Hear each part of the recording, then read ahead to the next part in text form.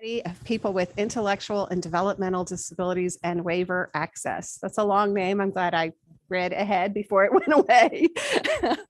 I'm Senator Sally Harrell. I represent Senate 40, which is in North DeKalb County. This committee is actually set up with co-chairs. The resolution which created this committee, Senate Resolution 770, specified co-chairs, one co-chair from the majority party and one co-chair from the minority party. So this is my esteemed co-chair, Senator John Albers. Just to show that we can still do things in a bipartisan way. This is a bipartisan effort. I'll tell you a little bit about why I'm motivated to be here today. I never want to get a constituent call again from a mother who feels that her personal safety is at risk because of her child's behavior, which was under control going through the K-12 educational system. The child was in good shape coming out of school at age 21, but because there was a gap in the waiting list to access home and community-based services, the child's behaviors regressed to the point where the mother's safety was in jeopardy. I never, ever want to get that kind of call again. And so that's really why we are here today. Our home and community support structure is in crisis. And it probably was in crisis even before the pandemic started. But since the pandemic, it has gone into more crisis because of businesses that serve this population being able to keep their doors open during the pandemic. And I hope that we will hear, and I think that we will hear more about that as we hear from expert people speaking to us during this process. It is my hope that this committee will be able to, by the time we finish our work, will be able to recommend a plan that, while creating and increasing demand for these services by funding the waiting list, also builds the infrastructure that is needed to adequately serve this demand, which includes workforce issues in paying people wages, direct service providers wages that will encourage them to stay in the field rather than going to other industries, as well as looking at investment in capital investments for the actual physical building of housing. All of this should come together in a recommendation that will create this seamless services going from K-12 education into adulthood. That is the work that we have ahead of us. I would like to see Georgia take the lead in this effort, no matter what is going on in other states, and be proactive instead of looking for the spare change every session to fund more slots, and instead of responding to another potential lawsuit that could come along. So my hope for this committee is that we will come up with a plan and be proactive. At this point, I'd like to hand the mic over to my co-chair, and because I've never sat in this chair before, okay, he's going to instruct me on how to work the mic. Now, Perfect. Am I still hot too? You are, so just press yours and you'll go away. There you go. Good morning and thank you. I'm going to ask everybody to bow their heads and we're going to have a quick prayer. Lord, thank you for today. Thank you for this opportunity to come together and talk about these important issues to help out those in Georgia who need our extra time and attention and caring. And Lord, I'm going to ask that we lift up the family of Kathleen Comiskey, who we lost last week and had our going home ceremony. And we just ask that we surround everybody as we mourn, but also celebrate a wonderful life and well lived. We ask all of these in your most holy name. Amen. Thank you so much, Madam Chair. It's an honor to participate on this committee. Thank you for putting this study committee together. It's very important. You have been a champion for this, and thank you for working on it. First thing, it's a very long title, that's true, but I'm going to tell you right now, I never use the word disabilities. I use special needs or enhanced needs, because the folks that we're talking about don't have disabilities, we do. If the world would see the lens through someone with special or gifted needs, it would be a much better place to live in. We have done some pretty phenomenal things here in the Georgia General Assembly to help over the years. And I was proud to help author Ava's Law years ago, which I know everyone here was passionate about. Senator James, I remember you getting up and speaking passionately about that when we passed it. We have great organizations throughout the state. Some of them are represented here today, whether it be our hospitals or our providers. And I want to say thank you. I sit on the board of the North Metro Miracle League, the Novus Foundation, Tony Novus Foundation, and formerly Enable, which is now in community. So there are some just wonderful service providers out there that are helping, as well as our schools. Our school systems are doing just a tremendous job, whether it be our public schools or all the private schools. I have many that are in my district that are there to support those who need extra help and assistance. So I want to thank them. And most importantly, above all else, it's the parents. It's the moms and dads and sisters and brothers and grandparents and aunts and uncles and all of that, who that becomes the fabric of their life. And it's a meaningful difference. And I want to just point out two people in particular. One is Heidi Moore. Heidi is probably one of the greatest advocates I've ever met in my life. And she and her son, Jacob, have really become a beacon of light for so many other people of how they have helped folks to navigate this system and improve it. And the next is Anna Bullard, the mom of Ava Bullard, who not only helped to pass the law in Georgia, but has now been the advocate all over the United States for helping folks out. So today, I know that you saw the note that this is an organizational meeting where we're only going to hear from a few folks to kind of educate ourselves.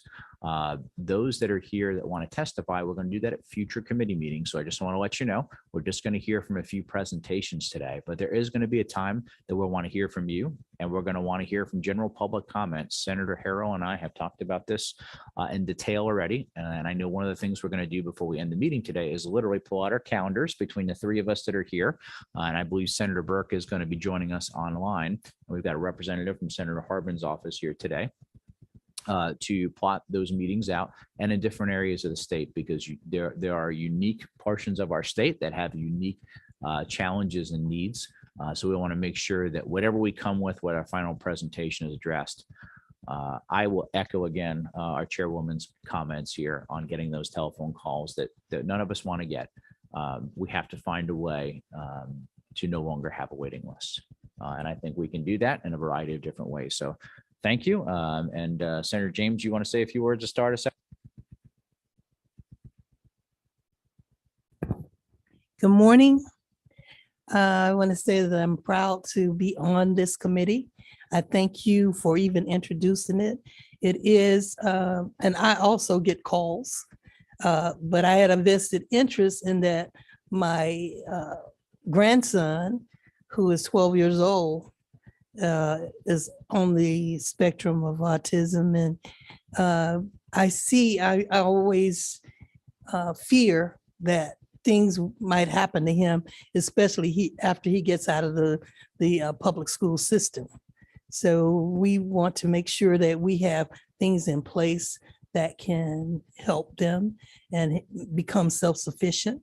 I've worked with the mentally challenged, and I don't like to say disabled in those words either, for many years. In fact, before my mother was a teacher with Atlanta Public Schools for 40 years, and her first 20 years before she became a principal, she taught special ed.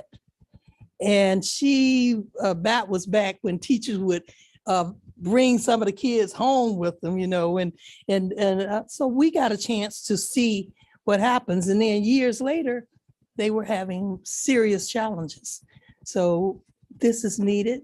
It's been needed for a long time, and I look forward to just doing whatever I can. Thank you so much. Thank you. So in terms of committee composition, also officially signed to this committee, and hopefully they'll be able to join us in the future, is Senator Burke and Senator Marty Harbin, as well as a few state designees are actually part of the committee from the Department of Behavioral Health and Developmental Disabilities and the Department of Community Health. We have representation, which we will introduce as people speak. They're actually official members of the committee. There's also, come on up if you're here. The designee of these departments, come on up and join Take us some seats. up here. You're official members of the committee. And Senator Dr. Dean Burke is on the Zoom call, to let you know. Oh, excellent. Excellent. Hey, Senator Burke. I don't know. Can we see him? His video's not turned on. He's being shy. He said he's shy. He has said that about himself. Hello. There he is. We also are oh, there he is. Hey, Senator Burke. Good to see you. Want to ask him to say- Yes. Senator Burke, would you like to say something? Can you hear me? Yes. Well, again, I want to echo what Senator Albert said, Chairman Albert said about the importance of the committee, and recognized Senator Harrell's passion for this issue as the subcommittee chair for that portion of the budget. She nagged me endlessly about the funding of these waivers, and we can only do so much on either side of the legislature. We've got to have a team approach, and these study committees are a way to make sure that we have all the knowledge we need to make the decisions we need to do about budgetary issues. There are so many needs and only so much resources, and so we need to look at innovative ways that we can stretch our dollars and make sure that the folks in Georgia get what they need. So thanks everybody for their attention, and I'm certainly, just because I'm not there in person doesn't mean that this is not very important to me. I'm just working at my hospital today and had some meetings I couldn't get out of, so I'm gonna shut off my video now and listen. Thank you. And you are quite a distance away, so we recognize that. There's one other organization that has that should be a member of this committee, and that's the Georgia Council on Developmental Disabilities. They are actually in between executive directors right now. So they think that they're going to be filling that position soon. So somebody from that organization should be joining us at future meetings. It's Brian and Ashley, right? Would each of you like to say a brief word about, before you make your presentation, as a kind of opening to the committee? Brian, would you like to go? And your mic number is, okay. Absolutely. I'm Brian Dowd. I'm the Deputy Executive Director over Medical Assistance Plans, which is just a really fancy way of saying Medicaid and Peach Care for Kids. So I'm the guy who's over most of the policies for Medicaid, how somebody becomes Medicaid eligible, along with what you actually get when you're on Medicaid, whether it be prenatal to physician services. And for many years, I was the waiver lead in Georgia. I was the waiver director. So I was the person who was the lead for the 1915C waivers, which are our home and community-based waivers in the state of Georgia. Thank you. You're an important person to us. And Ashley, your mic number. Thank you. Good morning. My name is Ashley Caseman. I'm the Director of Waiver Services for the Department of Behavioral Health and Developmental Disabilities. DBHDD is the operating agency for the two 1915C waivers, the new options waiver and the comprehensive supports waiver. So similar to Brian, I write policy on behalf of DBHDD for these two waivers. Thank you for the opportunity to be here today.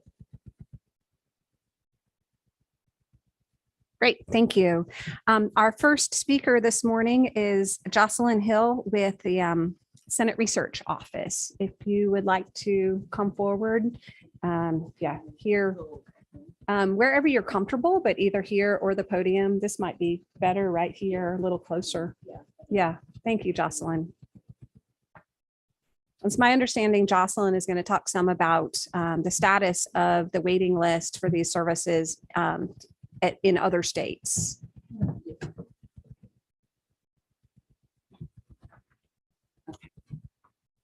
So, Andy, if you want to pull up the PowerPoint.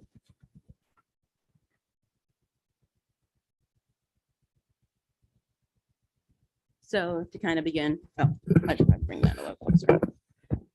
I'm going to be using the acronym IDD to talk about intellectual and developmental disabilities and the waiver plan access. So we'll just start out with a survey done by Policy Genius. In 2022, ranked Georgia is the 49th out of 50 states, including the District of Columbia, as a best place to live with a person with a disability. The index scored on 26 factors across 4 main categories. Each factor was graded on a 100-point scale system. And with that, they did the 4 main areas were economic data, affordability, livability, and the state of healthcare and insurance. And to get the final ranking of 49th, they averaged out the 4 categories. Andrew, if you want to hit the link. Okay, so as you can see here, there's the rankings. If you want to touch on Massachusetts at the top. So on the score out of 100, the top state is Massachusetts with a, I cannot read that far away. 9.4, what is it? 59.43. And as you can see, even within the rankings of the United States, every state has a lot of work and effort they have to go to increase their services and the supports they provide for people with IDD. If you want to scroll towards the bottom, you'll see Georgia towards the very bottom. It's even farther down if you want to. Yeah, it's a long list. That's why I provided the link. It makes it a little easier to work with. And then there we have Georgia at 42.31, I think it is. And so as you can see, we're in the bottom 3 of states that provide support and services for people with disabilities. And surprisingly, well, I found surprising was California, which also has a rank of, which is not ranked too far above us, but let me see if I can look at it. 42.67. And the way these, as you'll see, as we go forward into each of these 4 categories and kind of look at them, you'll see that the difference in changing of these states isn't uniform. So a state that does better in one area doesn't necessarily do better in all of the areas. So we'll go back to the PowerPoint and we'll keep moving forward as we start looking at the categories.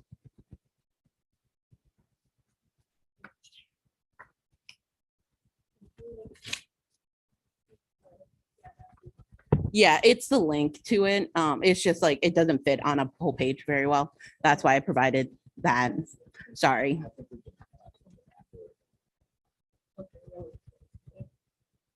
Okay, so when they're looking at economic data, they looked at 6 metrics. They looked at the all related to the financial situation of residents with IDD. To determine each state's rank. The median earnings of people with a disability, they took data from the US Census Bureau, labor force participation rates for people with disabilities, unemployment rate for people who have a disability and are in the labor force, and then the poverty rate of people with a disability and the ticket to work offices and the tickets to work. For those of you who may not be quite as familiar with that, the Social Security's Ticket to Work program supports career development for people with disabilities who want to work. This program is completely free and voluntary and helps people with disabilities progress towards financial independence. So if you want to hit the map. And Jocelyn, while we're talking about that, one of the things I noticed when I saw this information ahead of the meeting was the median earnings for people with special needs, where I don't know if based on what I read in their report, I'm not sure is also based on the cost of living, because when I looked through that and I saw California, New York, and Washington State, the places where the cost of living is extraordinarily higher versus it is in Georgia. I think we just need to make sure we're not misbenchmarking from that survey. Right. The affordability accounts for the livable wage and the cost of monthly income and the cost of housing per like the actual earning. Right. So it does kind of, it is, like you said, that is a limitation when you're looking at each of these categories, which is why they put all four together to kind of get a broader and clearer picture of where people with IDD stand and how the states rank and provide services in each area. Thank you. Okay, so if you want to hit on Georgia on this one, Georgia's ranked 43rd in this one. It's one of our lower scores. Median earning is $22,895 per year. The unemployment rate is at 15.9% and the poverty rate is at 21.9. And then if you want to go to Alaska, they're the number one ranked in this one. The median earning is 31,735. Unemployment rate is at 13.9 and the poverty rate is at 13.6. Click on California for me, please. California is ranked 42nd. They're just one above us. Their median earning is at $23,773. Unemployment rate at 15.6 and the poverty rate at 20. Can you click back on Georgia again? I just want to see the difference again. Yeah, okay, so this is where I think there's a little bit of discrepancy. Yeah, Because $22,895 in Georgia is about $50,000 in California money. yeah.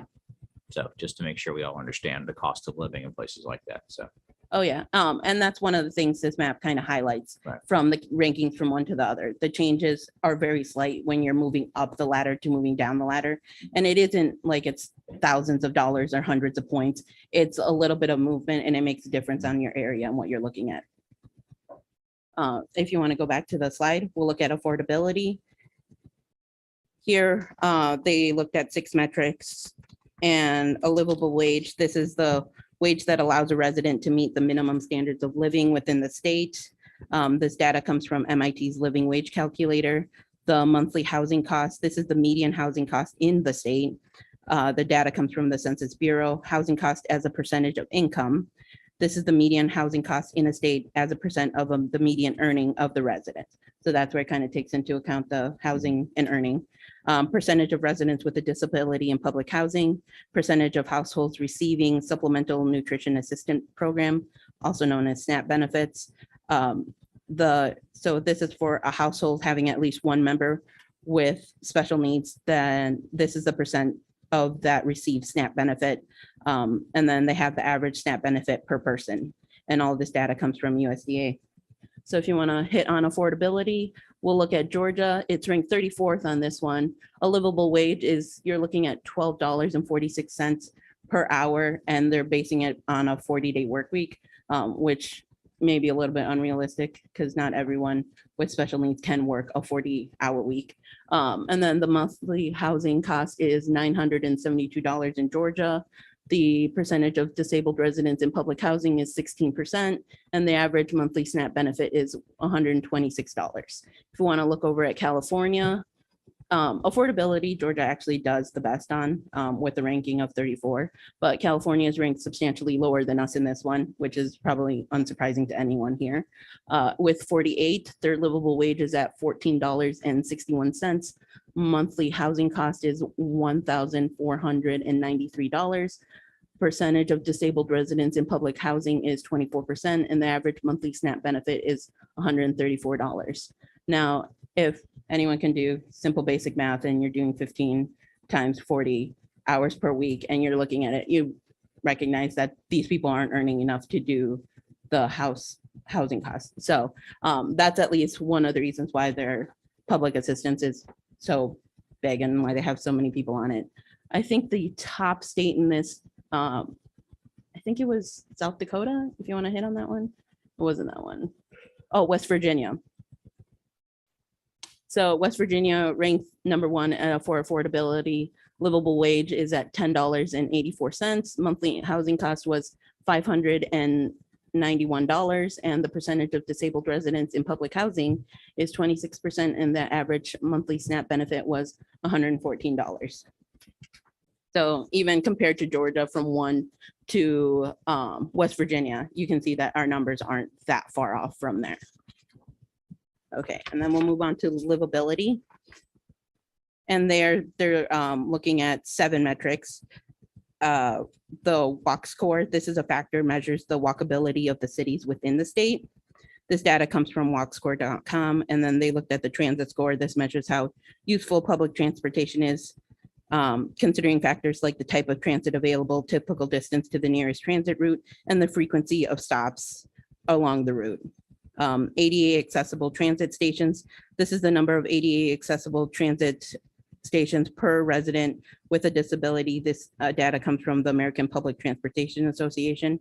The percentage of the percentage of population using public transportation. This is the percent of the state's population that uses public transportation to get to work.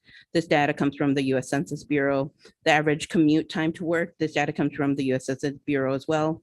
And population of residents with a disability. This is the total number of residents in a state who have a disability and the percentage of state residents that have a disability. All of that data comes from the US Census Bureau. So if you want to look at Georgia for livability, we're ranked 38th in this one, which is also one of our better scores. Our walkability is 26 out of 100, and our ADA accessible transit stations is 70, and our average commute time to work is 28 minutes, which I don't know how far people commute, but I feel like that for me even is a little bit longer than 28 minutes, but according to maybe people who are taking public transportation and their ability to get to and from work, at least it appears that Georgia's doing pretty well on that round. If you want to look at Pennsylvania, they are number 1 in livability. They have a walkability score of 51. Their ADA accessible transit stations are 204, and the average commute to work is 27 minutes. So compare that with California. We'll keep using that. And California is ranked 7th in this. Their walkability is 44 out of 100. Their 88 accessible transit stations is 777. And the average commute time to work is 29 minutes. So it isn't that much farther from Georgia as far as commute time. They do have more ADA accessible transit stations, but California has some bigger cities than we do also. So taking that all into account kind of shows you where we're ranked in that, even though we are of the lower end of the spectrum, we're still doing pretty good on that one. And then we'll move on to healthcare and the state of insurance. So for this one, they looked at 7 metrics: accredited health departments per capita. This is the number of state, tribal, and other local public health departments that have achieved 5-year accreditation through the Public Health Accreditation Board, divided by the state population, the percent of residents with a disability that have health insurance, Medicare enrollees. This is the number of residents enrolled in Medicare Parts A and B as a percent of the total number of state residents who have both a disability and are at least 65 years old. And then we have Medicare provider per capita. This is the number of Medicare providers in the state per resident who have both a disability and are over the age of 65. The average Medicare bill per person, and the average OASDI benefit. For those of you who don't know that acronym, it is old age survivor and disability insurance. And then we have the average SSDI benefit, which is Social Security Disability Insurance. And that information comes from the Social Security Administration.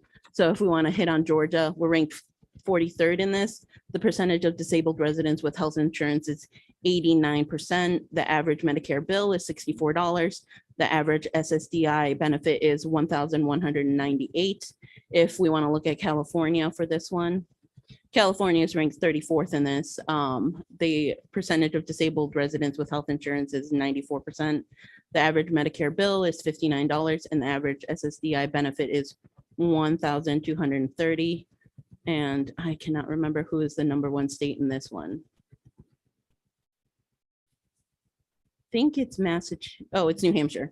New Hampshire is ranked 1 for this. The percentage of disabled residents with health insurance is 95%. The average Medicare bill is $30, and the average SSDI benefit is $1,231. So those are kind of the layout of what you're looking at for states when they compare to each other. And as is very clear from looking at each category and comparing each state, just the number in increments really isn't that far off. So improving Georgia's benefits will improve its status and make it a more friendly and better place to live for people with IDD. If you want to go back to the PowerPoint.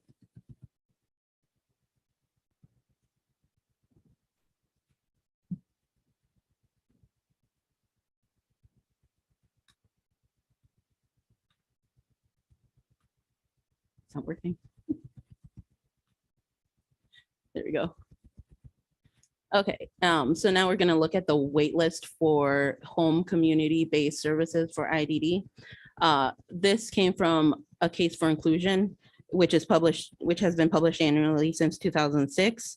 It assesses all 50 states and the District of Columbia on 80 measures that indicate how well state programs are enabling people with intellectual and developmental disabilities to be included in the community. The case for inclusion is presented in a partnership between the United Cerebral Palsy and the INCOR Foundation.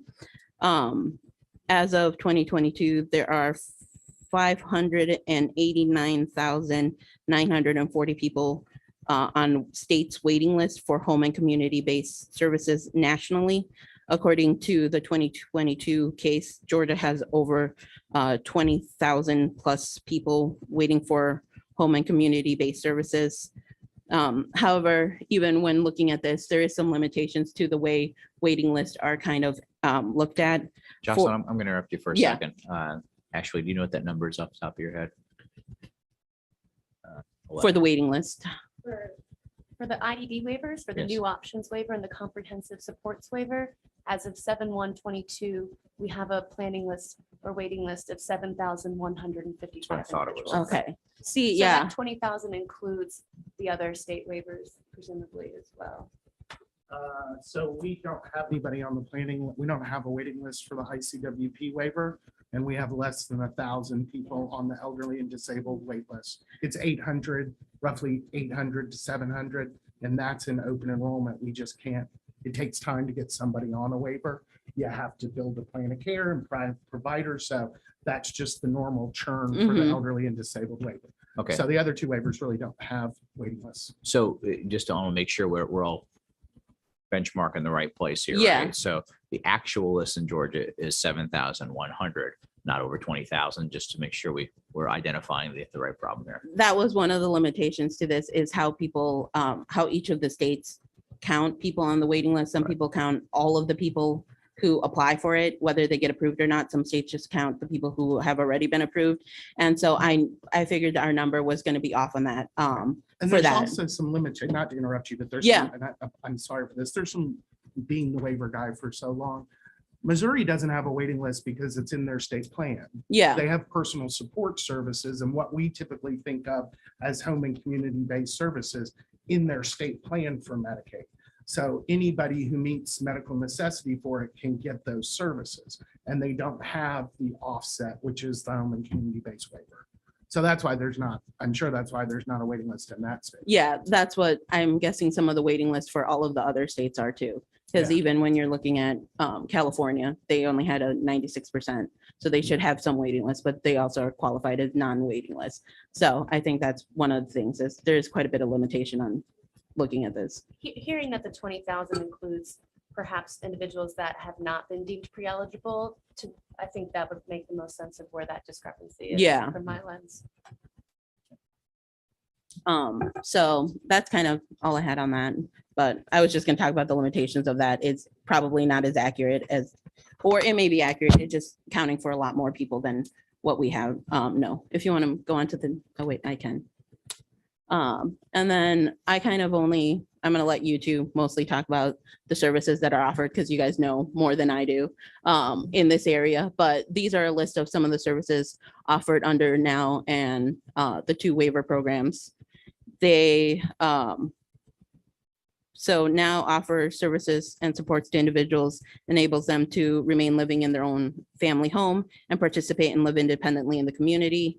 Comp provide services at a more intensive, for people with more intensive needs that focuses on providing residential care for individuals with the IDD.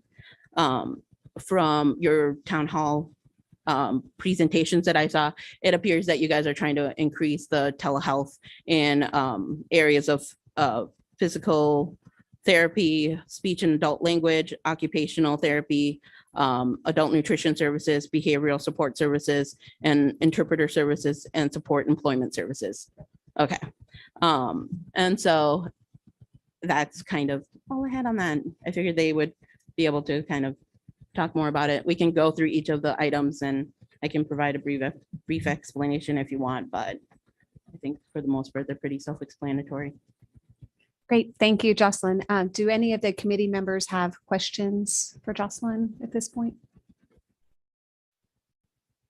Okay, then thank you. And next up is Brian Dowd with the Georgia Department of Community. Oh, no, I'm sorry. Yeah, that's right. You're next with the Georgia Department of Community Health. So thank you very much for allowing me to just give a brief overview today of kind of the Department of Community Health's role when it comes to the waivers. We are the single state Medicaid agency, which just means we're the folks who have to negotiate with the federal government, the Centers for Medicare and Medicaid Service, when it comes to home and community-based waivers. And I'll try not to be nerdy, and stop me if I am, because sometimes I do acronyms and I don't hear myself doing it, and I apologize in advance for that. But for me, in my head, there's different kinds of waivers in Medicaid, and they're a 1915C waiver, which means a home and community-based waiver. And if you think about what is a waiver, right? Earlier, I started talking about a state plan. Medicaid is an insurance program. It's just like Blue Cross Blue Shield, Kaiser. I have Kaiser, right? At the beginning of every year, I get a booklet that says, here, you're a Kaiser member. This is what you're eligible for. For us, that's what the state plan is. It shows everything in Medicaid that you're eligible for. What are all those services, the limitations for it? But in addition to the state plan that is eligible for any Medicaid member who meets medical necessity, we have some special programs, and those are called waivers. If you decide to be a Medicaid state and you decide to provide Medicaid, which, let's be honest, all of them do, and all the territories, because I don't know how you, I mean, we pay for 50% of the births. So I don't know how you would survive if you didn't have a Medicaid program, right? But you do have the option of not being a Medicaid program. If you decide not to be a Medicaid program, there's certain things you have to provide. You have to provide a broad range of services for children, and they're 1905A services, and it's a big long list for children. And then for adults, you have to provide certain things as well, including nursing home services. That may seem antiquated to a lot of people, and it is, it's old code, right? But in Medicaid, you must provide nursing home services if you're going to be a Medicaid state. But Medicaid regulations also allow you to provide home and community-based waivers as an offset to nursing homes because they're cheaper and because they keep folks in the community, right? But it's not an entitlement in Medicaid. And as such, you have a contract with the federal government that says exactly what you're going to do and exactly how many members you can cover. This is actually the comp waiver. Well, I'm going to be honest with you. I started printing it, and at page 247, my floor printer said, no, I'm not printing anything else. I don't know what you were thinking, but I'm not printing 303 pages for you today. And it just broke. And I called somebody downstairs and was like, Shamari, can you please fix the printer? And she was like, nope, you broke it. So it's most of the comp waiver. It took us 14 months to negotiate the renewal of the comp waiver with the federal government. We're very happy. It was recently approved for another 5-year span. But it did take us 14 months to negotiate with the federal government. Lots of questions back and forth. It is extraordinarily detailed. This is very, very tiny lettering, lots of narrative in them about what we're going to do in the waiver. It's very, very dense. It lists all the services. It lists eligibility. It lists how many members you're going to serve and what your financial projections are for the different services by year. And that's the kind of negotiation that CMS will only do with the single state Medicaid agency, DCH. We do in Medicaid delegate and recognize the Department of Behavioral and Developmental Disabilities, Behavioral Health and Developmental Disabilities, as the lead state agency in the state for IDD. There are experts. They are the ones that we do the day-to-day operations, and we have put in the waivers that they do so. There are certain things that only the state Medicaid agency can do, like negotiate the waiver. Enroll providers, we have to enroll providers. We have to pay for claims. So the claims for providers come through our Medicaid management information system. We have a bunch of quality metrics that we have to report on, and we get a grade on those, and it's a ton of different things. So we also have to control and make sure that we don't go over the number of people that are in the waiver. That's a big no-no from CMS, and they're always constantly reminding us, since they pay for 2/3 of the claims, that, hey, we're budgeting for a certain amount of people and your projections. So as long as you don't go over the number that you've put in there, we don't really care. So that's what our role is. And then the day-to-day, I'll let Ashley talk about, but I'm happy to answer any questions you have now or along the way. Thank you, Brian. That was very helpful. And this question may be for you or for Ashley. You mentioned CMSs. So long time ago, for those that don't remember this, for our standard Medicaid population, we utilize care management providers, right, to help outsource some of that. And the savings was fairly extraordinary. State, I don't remember what the exact numbers were off the top of my head. This question has come up many times in our special needs population. In fact, we ran some math maybe 4 years ago, 5 years ago, figured out if we had made that change, we could clear the list immediately. So I'm curious, again, I don't know, maybe that might be Ashley's question or yours, of your thoughts on that, and have we explored that further as one of the potential outcomes? So you're talking about utilizing the care management organizations for management of the waivers. Yeah. So we are right now going through re-procurement of the CMOs in the state.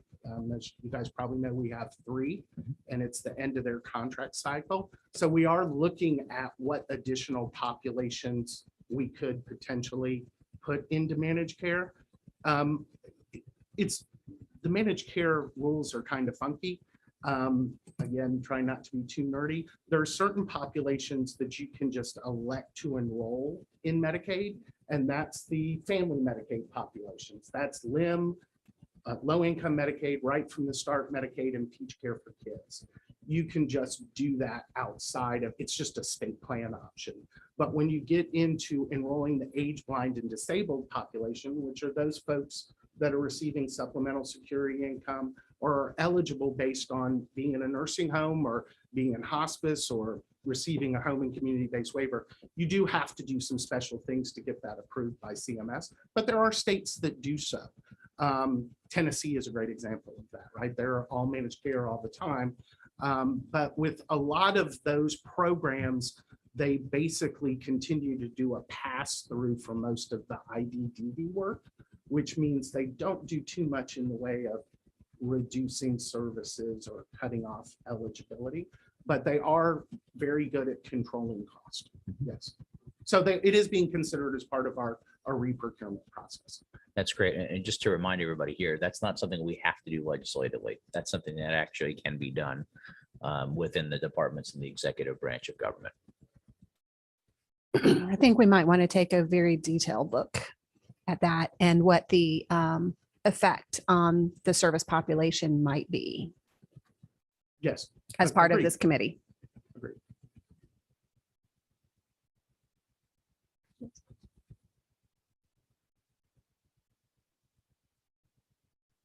Okay, any more questions for Brian? Okay, thank you. That was very helpful. Look forward to working with you more and learning more. I've been trying to learn some of this stuff for 4 years now, so it's nice to have the person. And next up, we have Ashley Caseman from the Department of Behavioral Health and Developmental Disabilities. And are you using mic 11? Okay, you're on. Thank you. Patrick's passing out some facts and figures that I'm going to be talking about today. Good Good morning, members of this committee. Thank you for the opportunity to present. First, I want to go over some of the facts and figures that I have listed on this one pager, and we'll also make sure that we send this to y'all afterwards so that you have it. Currently, as stated earlier, we have 7,155 individuals who are on the planning list for waiver services. We have 8,739 individuals receiving a comp waiver, 4,322 individuals receiving a now waiver. There are 501 currently enrolled providers, 434 support coordinators or case managers. That's an access service. All individuals receiving a waiver have access to a support coordination agency. A question was asked by the committee in anticipation of this meeting about the estimated cost of clearing the planning list. The annualized state match is $252,769,576. And the total cost, which includes the federal portion as well, is $762,502,493. Again, these are both annualized costs. So quick question, Ashley. So you're saying an additional 252 million would be needed to clear the 7,155 people on the list? Correct. And if that were to happen, are there enough providers to assist those folks that would need services? And we're going to talk about that. Okay, all right. I didn't mean to jump the gun on you. The answer is no. But luckily, I didn't just come with facts. I have some proposed solutions to offer this committee as well about that. Wonderful. Another question that was asked and anticipation for this meeting is what the annual state match cost is per waiver. The annual state match portion for a now waiver is $10,194. That's an average. The average state match for a comp waiver for individuals who are exiting the planning list is $34,092. And the annual cost for a comp waiver from someone who's transitioning from a hospital setting is $49,453.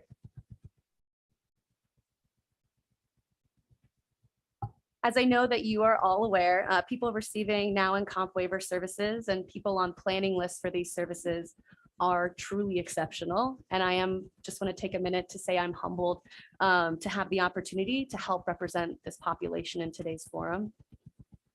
In addition to having an IDD or a special need, individuals with IDD also both have medical and or behavioral challenges. And despite all that, people receiving waiver services continue to demonstrate their ability to live their lives in the fullest in a way that they choose to live it. Having these supports, these waivers, enables this. And without these supports, without a provider network, and without stable infrastructure, which I'm glad that you mentioned already, Senator Harrell, none of that is possible. Direct service professionals, or DSPs for short, are truly the backbone of our network. DSPs provide direct support to individuals with IDD. Some examples of that are activities of daily living, job coaching, chores, shopping, cooking, bathing, cleaning, medication management. I could keep going. DSPs work hand in hand alongside of people receiving waiver services day in and day out to help make sure that people are healthy, stable, and living meaningful and fulfilled lives in their communities. The DSP job is the hardest job, and that hard work is not typically reflected in their wages and salaries. Our hourly wage for non-residential supports is $13.75 an hour. And in residential in-home supports, it's only $11.50 an hour. 67% of providers offer paid time off to DSPs. And health insurance is offered to only about half of DSPs at 51%. This comes from our national core indicator data from a staff stability survey of 2020. Just to note, all of these figures are below the national average. So again, in addition to facts and figures, I also have come to the committee with some proposed solutions to start considering as we work through this committee. Provider payment rate study. DBHED has an approved spend plan initiative for a comprehensive rate study to be conducted for all now in comp waiver services. So those services that were pulled up earlier, those 20 lines of services, residential, day, behavior support, skilled nursing, LPN, RN, supportive employment, adult therapies, medical supplies, medical equipments, and much, much more. Many services have not had a comprehensive rate review in over 15 years. And thanks to the efforts of Senator Harrell, members of the General Assembly and our governor, Senate Bill 610 requires a rate study to be conducted every 4 years, beginning in FY24 and every 4 years thereafter. DCH and DBHED in partnership agreed that we wanted to get the rate study started as soon as possible. And I'm excited to say that we've kicked off that rate study May of this year. We didn't wait for FY 2024. And we anticipate to have the results of that study by early calendar 2023. Presumably, the rate study will yield an increase in provider rates and thus an increase to DSPs and other components of these services. Just to know, the rate study is being funded by the increased FMAT or federal match funding from the American Rescue Plan Act, or ARPA. And speaking about ARPA and these opportunities, we do have other temporary initiatives that have been afforded under ARPA. This includes several temporary rate enhancements and several pilots. But again, this funding is temporary in nature, and it's crucial for us to look at rates now for more permanent solutions in Georgia, so that when the temporary relief funds end, that people and providers are not adversely impacted. In order to avoid a significant reduction in payment, we will need permanent rates and infrastructure to be in place and ready to go for when ARPA funding ends, which is early 2025. All of this information and these needs just reemphasizes for me how important this committee is, and that it's the right work and the right time. So thank you so much. I hope this information lands in the space that intends to demonstrate our willingness to work with the provider network, with this committee, to serve individuals with IDD and their family. So thank you so much, and here to answer any questions if you have any. Actually, thank you. And you were mentioning the solutions. So part of the solutions you feel obviously would be is once the pay study is done, and hopefully that's brought up to what it should be, right, for those who are providing these wonderful services. But that in by itself may not necessarily close the gap, right? We would also need to make sure that we have people willing and able who want to serve in those. We have the right education systems in place.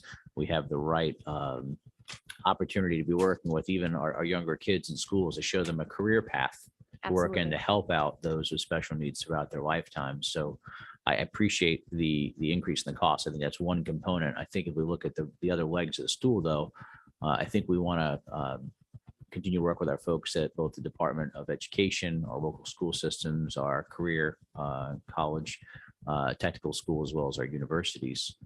Because the last that I looked, there's not that many folks who are either graduating or jumping into that field necessarily. Next question for the 252 million, again, just from, I'm a math guy. Is that an estimate based between the three waiver costs, between the 10,194 up to the full comp waiver of 49,453? Correct. Okay, yeah, because I pulled it out, and that's basically about $34,400 per person out of that The average of those 7,155. three. That's the average. So one of the things that we've been trying to come to the table with over the last many years is, if we couldn't clear the waiting list off this year or even next year, could we do something for everybody, even if it isn't the full amount of services, right? So my contention is if you have nothing and you get half, that's 100% more than nothing, right? So just to be looking at flexible options there in order to help do that. Now, look, it will be my express intent to work with our chairwoman and Senator James and the others to figure that out. But if we can't get the 252 million, but we can get to $100 million hypothetically, how many people, I mean, could we still give people services and have nobody on the waiting list for everything, just for something? So a couple of things in response. First, we are absolutely considering how to professionalize the DSP. I think that's a part of this work, and I'm excited to talk about it. I think there's a lot of work that can be done as far as looking at our technical schools, looking at a career ladder, possibly similar to CNA, something along those lines. So this committee, I think, if it's the will of the committee, could explore that. And we've been thinking about that as agencies already.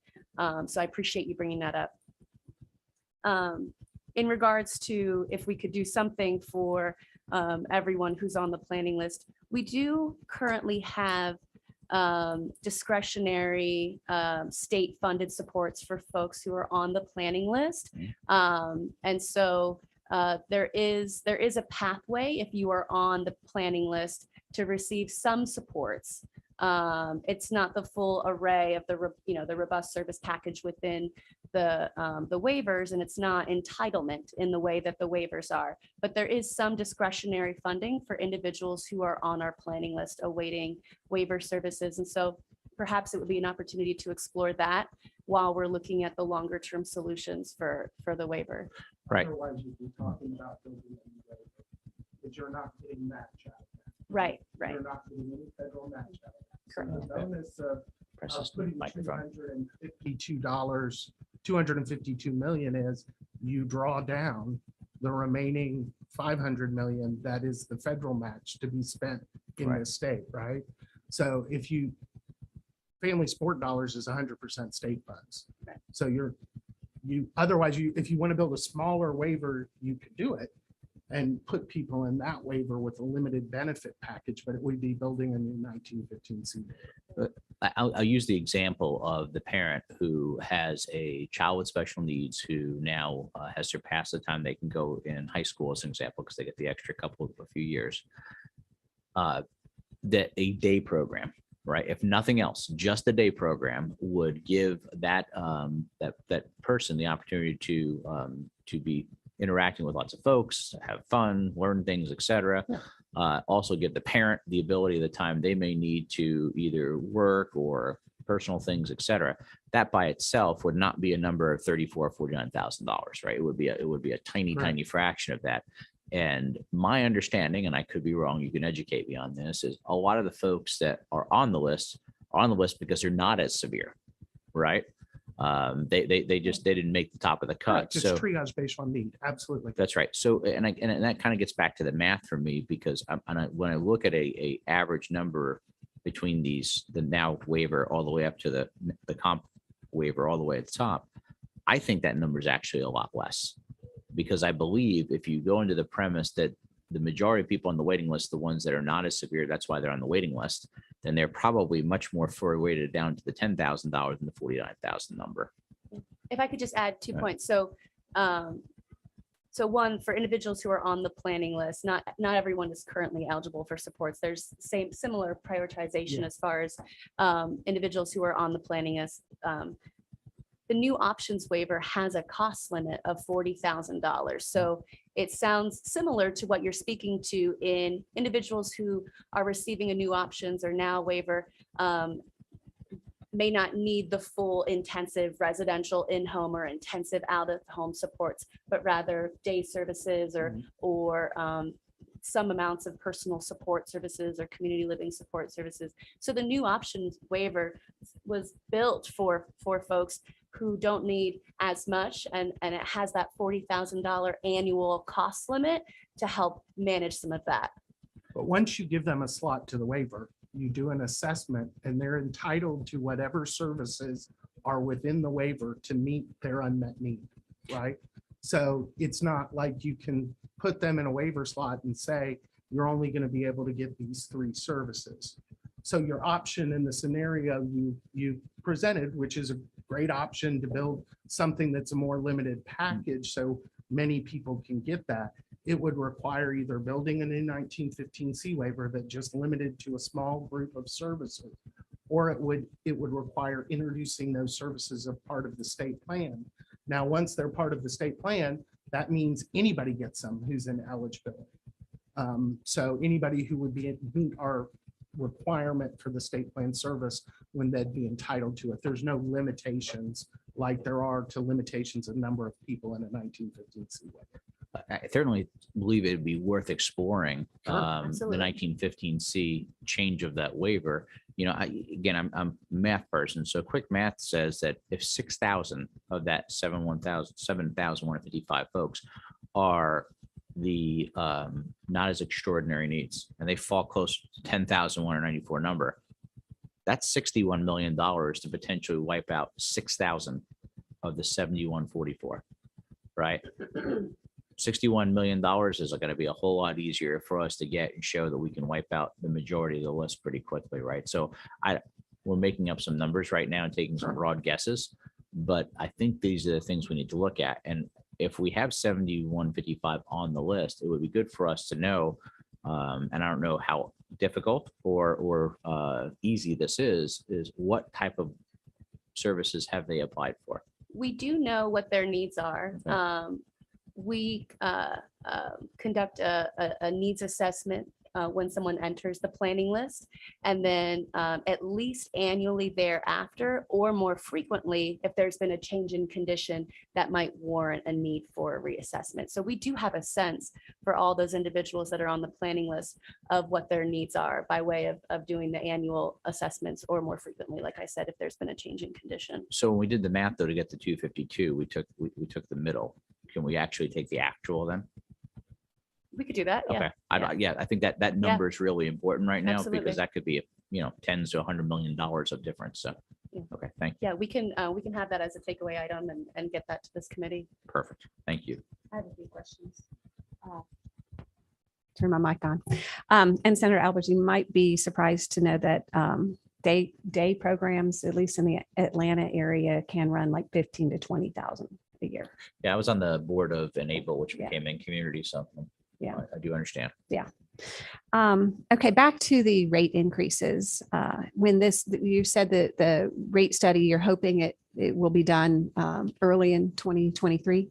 That's that the right? goal. That's- It's a pretty aggressive timeline, but we've Yeah. already started and we're working on the rate study as we speak. That's great. Yeah. So will we be looking at a possible appropriation during the 2023 session in order to support the state part of those rate increases? That's what would be required.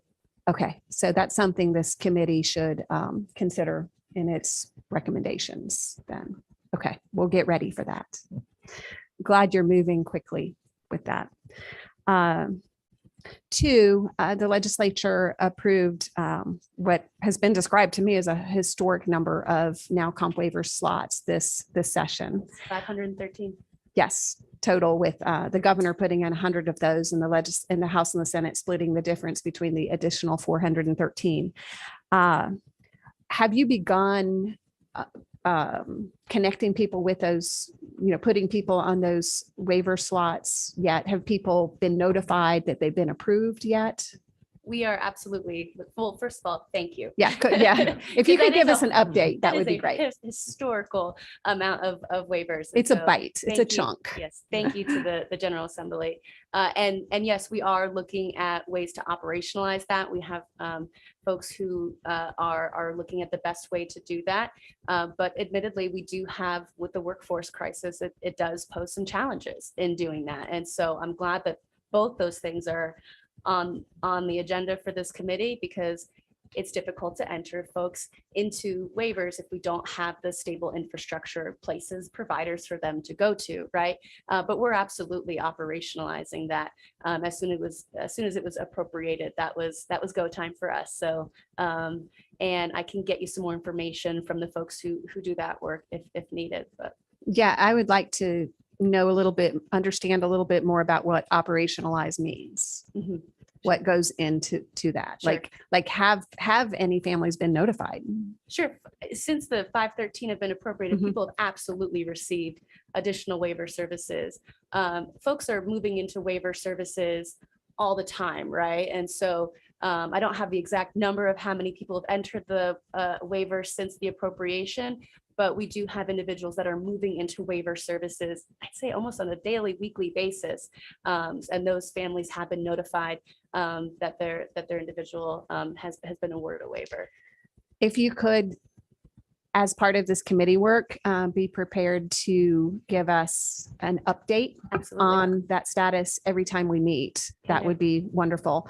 And is there a way to evaluate once they're approved for those services, if they're actually accessing the services? Like, are there claims you can look at to say, this family has been approved for this slot, but they haven't billed any services, or this family has been approved and they're billing X, Y, and Z? Is there a way we can look at that in terms of evaluating how well they're connecting with services? We can look at authorizations versus claims, right? So you can see what's been authorized, what's been allowable, and then what's actually been billed, right? So we have the ability to pull both authorizations and claims data and crosswalk those two. So can you be prepared to give that kind of an update at every meeting as well? Yeah, we can look at claims versus PAs in future meetings. PA's prior authorization for service. Sorry. If I could add to that as well, I'd love to, for the committee's edification, to know the exact number of what we saved for when we moved the rest of the Medicaid population outside of ABD to the care management organizations. What was the savings there versus what we spend today on the ABD population, so we can know what the delta is? The family Medicaid population. Yes. Yeah, okay, I'll bring that back. I mean, I'm old. So. So am I. I remember we were growing at 17% when we instituted the CMOs. Right. Back in the day, year to year, Medicaid was growing 17%. Mm. And that was the number that was very concerning to the legislature and lots of folks. But yeah, I'll see if we can look and see what the savings for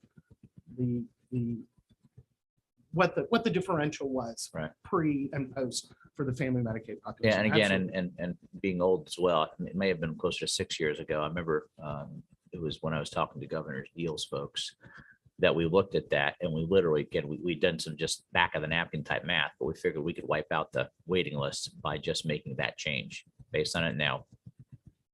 That was 6 years ago and back of the napkin, so I wouldn't put a lot of science behind that, but I think we need to put science behind it now to see what that would mean or not mean. And of course, Senator Harrell brought up the fact of what would that impact families too. That obviously is a critical component to that. It's not just about money, but the money will drive a lot of the services we can provide. Thank you. Yes, absolutely. I have one more question, then I'm going to pass it to Senator James. You referenced the ARPA budget. Could I ask that maybe at our next meeting, we could have a description of how the ARPA money is being utilized? Absolutely. Okay, Yeah, sure. Great. That's not hard. Yeah. but you could do it. Yeah. Oh, absolutely. Absolutely. Yeah. Okay. We have a plan, and we actually have tracking on what we've spent it across home and community-based Right. services. So ARPA has impacted the elderly and disabled waiver and then the Independent Care Waiver program as well. Great. It's a lot of money. So I think this committee would be interested in knowing what's happening with it. Yeah, absolutely. Senator James, you are mic number 9, 8, 8. Thank you. Thank you. I do have a question about some recommendations that were made under Governor Kemp appointed people to a mental health commission in 2020, I believe.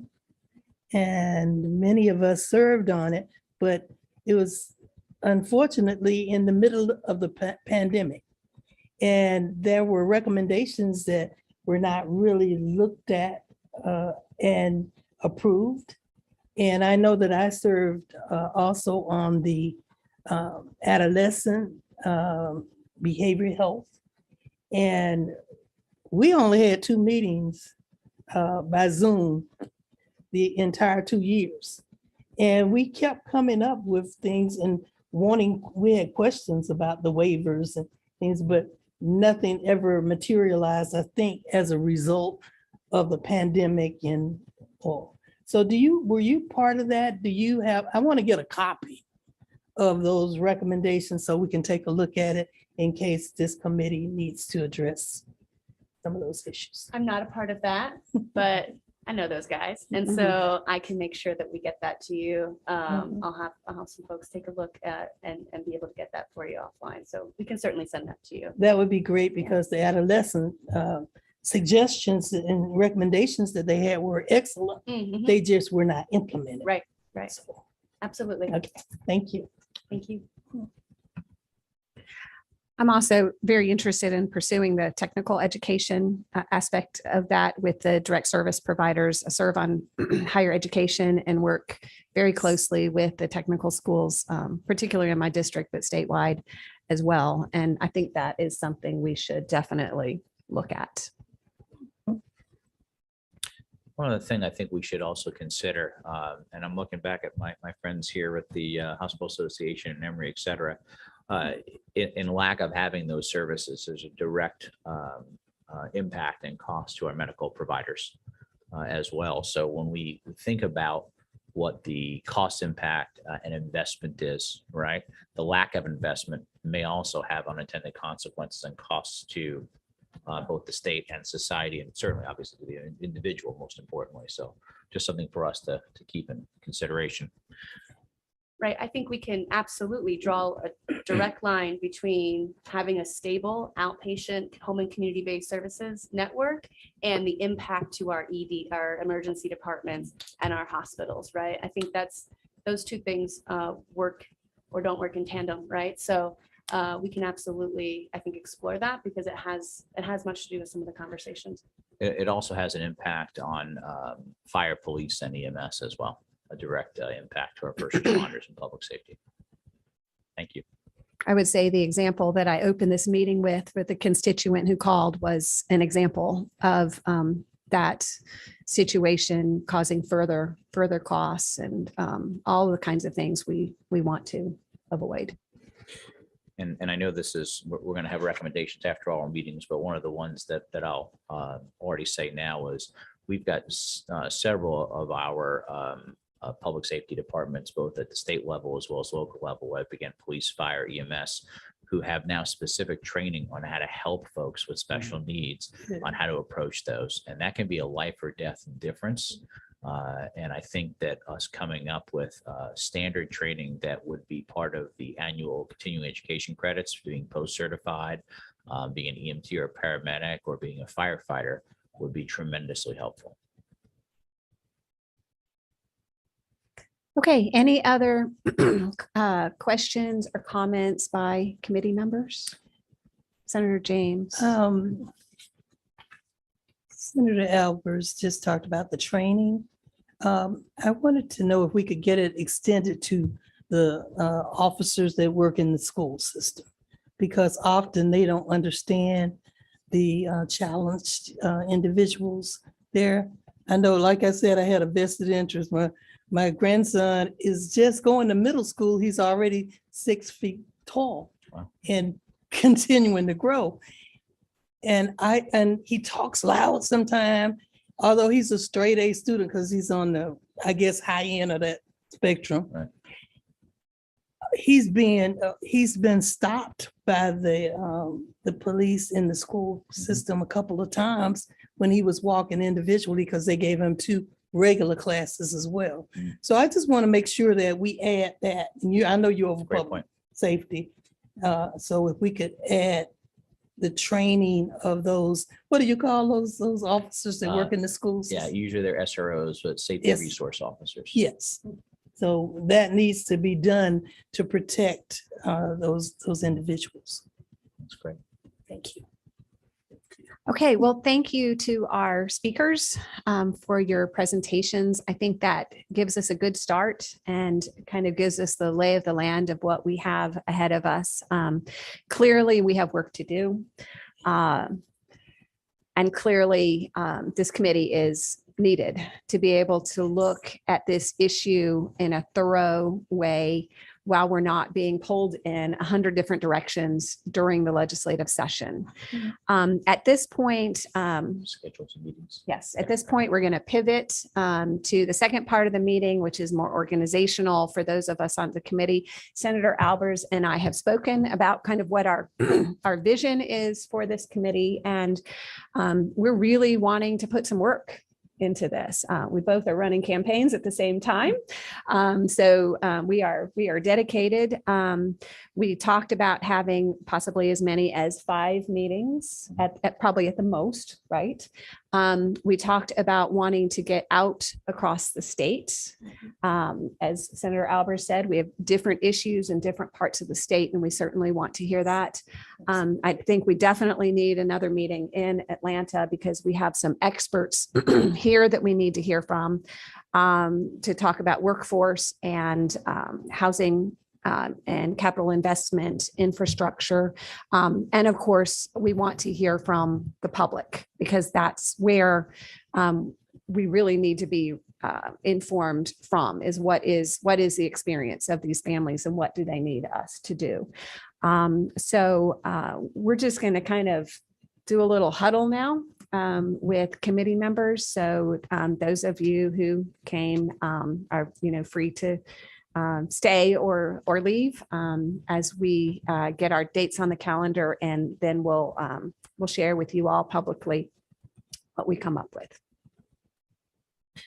So my suggestion when Senator Harrell and I talked was we would do one meeting in South Georgia. In fact, Dr. Burke, if they didn't pull you out into a meeting and you're listening, we thought you might have a good suggestion or thought of where we would want to host that meeting, whether it be as far down to Bainbridge where you are or somewhere a little further north in Albany or Tifton or whatever, although Ashley and Brian may have an idea. And then likewise, somewhere in the northern part of the state. And then as the chairwoman said, we'll have one, if not 2 more meetings somewhere here at the Capitol. Dr. Burke, are you online still by chance?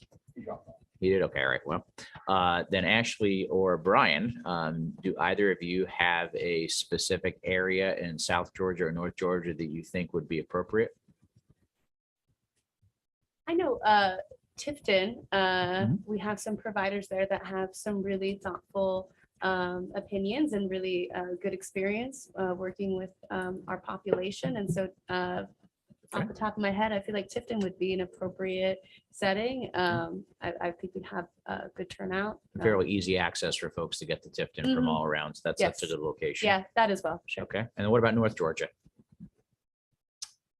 Trying to remember where we've done some provider outreach in Rome as well as North Georgia is different.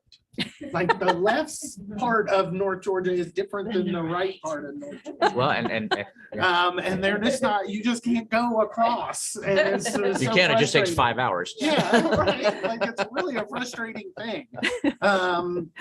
I'm trying to remember like when we did electronic visit verification and past study committees where we went to in the northeast part. Or of any North town Georgia. halls before they were Yeah, virtual.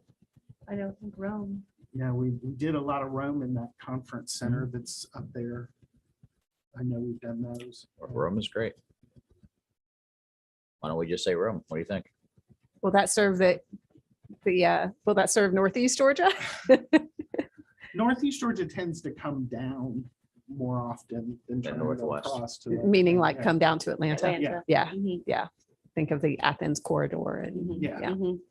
okay. Easier to come down than across. Yeah, So is Rome the right place or do we yeah, want to I pick some? think Okay. Rome is All right. a good place, yeah. So if we did Tifton, Rome, here at the Capitol again, that'd be 4 meetings. And if we need a final and 5th meeting, we could do one more at the Capitol just for, and that might be more of the kind of the final recommendations meeting. I have gotten permission in the past, by the way, to push final recommendations if we need to, when we get a little closer to legislative session as well, just in case we're still gathering information, but we'll see where we're at. So. Okay.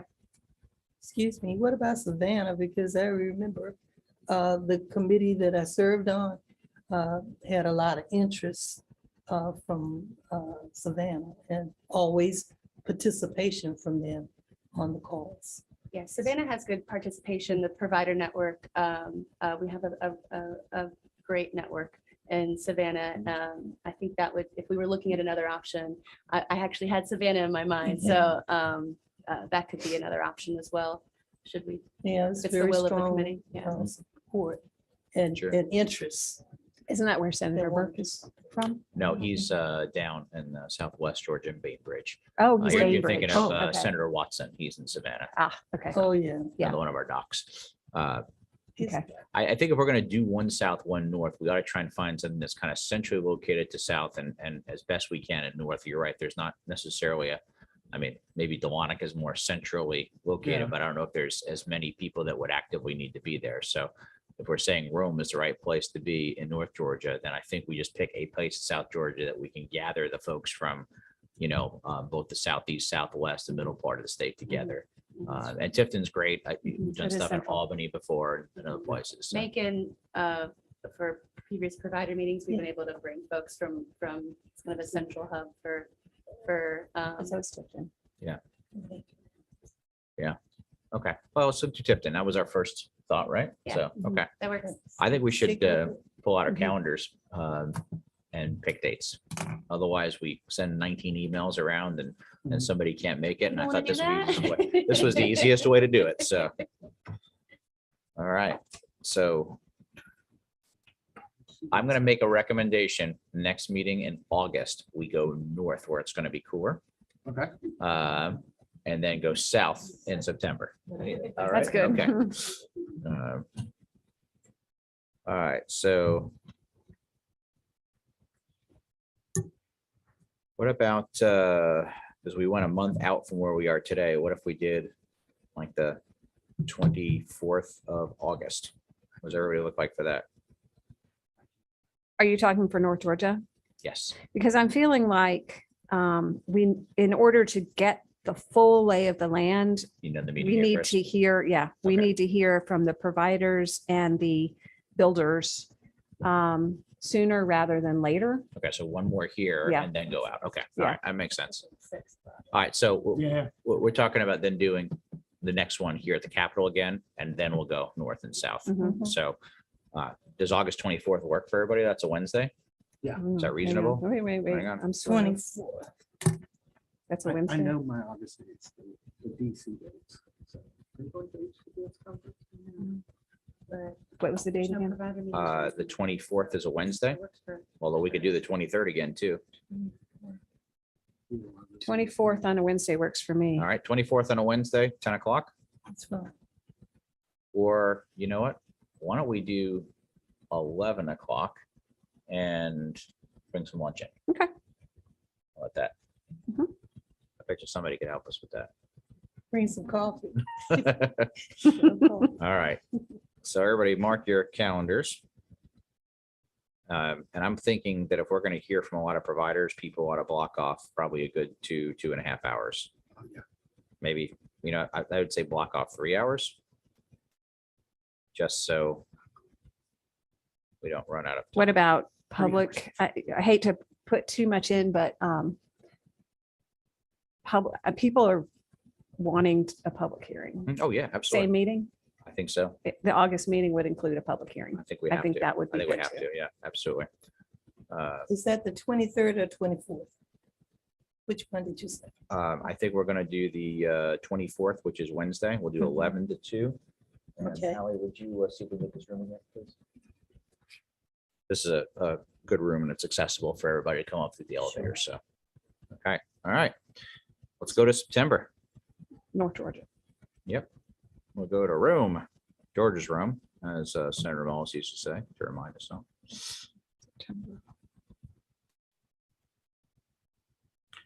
So knowing that we're all traveling hopefully against traffic, but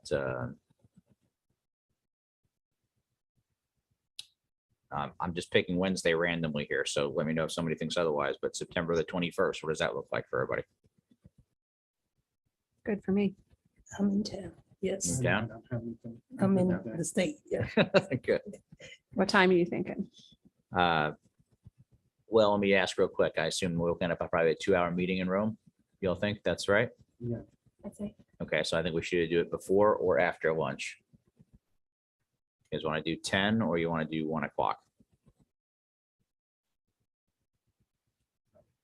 traffic is going to be, well, we'll be against. You're against it either way. traffic Yeah, either usually, way. yeah. Right, right. And this is the one in Tifton. So what do you want? 1 o'clock or 10 a.m.? I'm up at 5:30, so it doesn't matter to me. Wait a minute, this is Tifton or Rome? Oh, no, Rome. This is Rome. This is Rome. We're This is Rome. going north where it's Okay. cooler Yes. Yeah, earlier exactly. while it's still hot. That's right. Mhm. All right, pick Madam Chair, 10 or 1. Oh, You get to choose. 1. 1 o'clock it is. Okay. Now, for a location in Rome, Ashley, Brian, do you have a particular place that you think is better than others? If not, we could work with Senator Huffstetler. He actually works at the hospital up there. I'm sure he could find a place if you don't know a place off there. I know when we've done them before, we've done them. Let me go back and ask. And I'll get Brandy to write us something. Okay. Okay. Ally, would you talk to Senator Huffstetler and see if he can help us out there? Okay. Rome. Should be good because everybody likes Rome. All right, and then we'll go to October. That'll be here fast. How does October the 19th look for Tifton? Looks good for me. We'll definitely hit traffic there and back, because it's south of town. Mhm. So what is everybody's prerogative there? Say the date again, please. October the 19th? Nothing that I can't relegate. Okay, fair enough. No, doesn't matter. Doesn't matter. I mean, if people want to go down and spend the night It's certainly ahead good. of time Yeah. because of traffic Mhm. going both ways, Mhm. then we might look at a 9 or a 10 meeting. Perfect. I think that's a great idea. Yeah, I think we have to spend the night to be there. Mhm.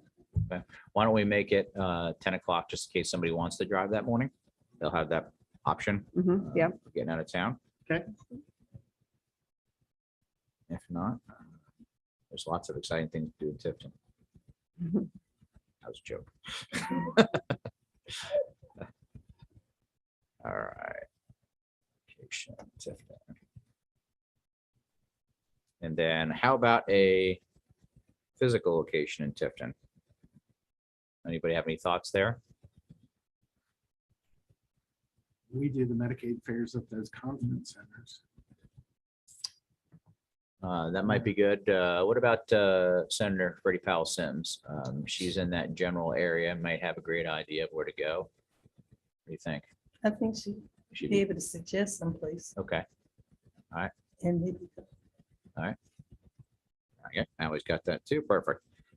And then you want to go to November here if we're back at the Capitol here? Why don't we do that after Election Day? Just a thought. Good idea. All right, Election Day is the 8th, so I say we do the week after. How about the 16th, because that's still the week before Thanksgiving. Mhm. Sounds All good. right. Timing, 10? okay, And it's here at the Cap. and we'll get get this room again. We could also do an opportunity for public comment again, then if we wanted to. Either we do public comment in all the places we go to at this point, certainly, but Right. if we have a group that maybe some folks can't make it for that first meeting, we give them the opportunity to. I think so. do that, Yes, so. yes. That was the quickest we have ever scheduled study committee meetings ever in the history of the Georgia Woo, Senate. very good. So, Winning. Can we get, ask for questions that people just write in to or send us? That's a really good idea. Yeah, that is a good idea. I noticed that the committee that's studying the education QBE formula, Mhm. like set up a website where people can like put their questions and things. I don't know whether we have the more of a resources to do chat. something like that. I actually put up Facebook. I put up a web, well, that's a good, idea. I put up a website when we did the school safety study committee several years ago. And we put up videos of everything that happened. There was a That's what they're submittal doing. form. It was everything that was there in order to really help facilitate that.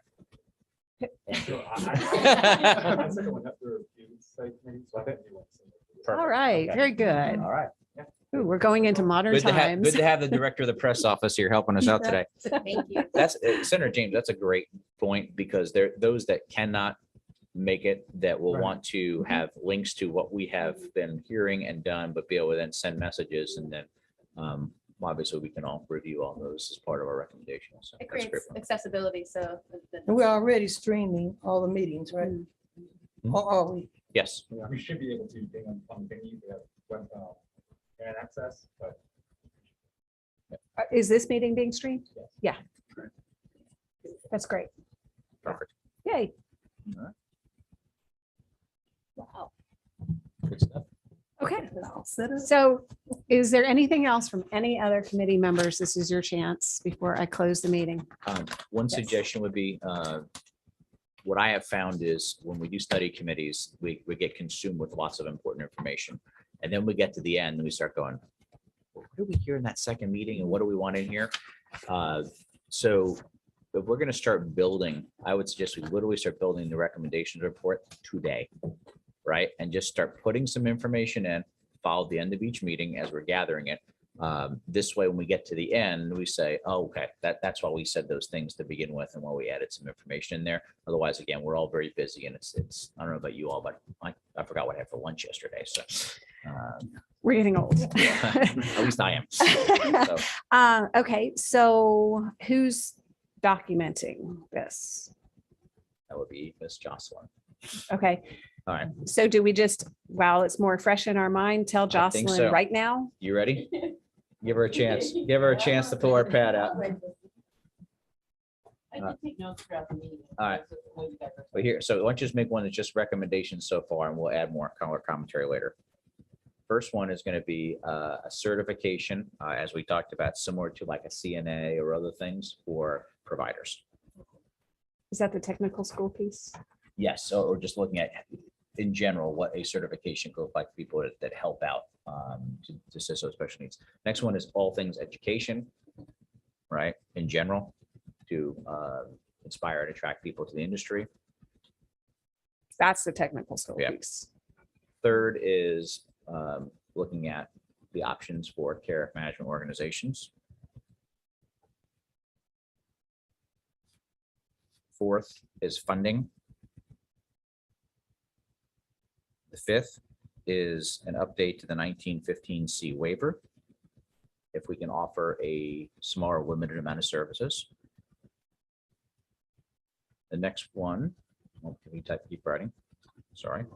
The next one is going to be, once the rate study is done, the increase in the appropriations process. Good thing we have Senator Burke on our committee. He used to chair that subcommittee. And the next one is first responders training, integrated with continuing education credits, CECs or CEUs, for those with special needs. That was mine. What did I miss?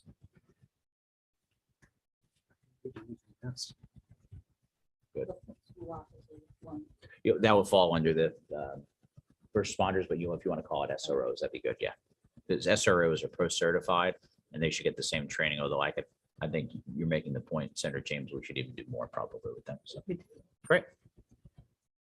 Awesome. Thank you.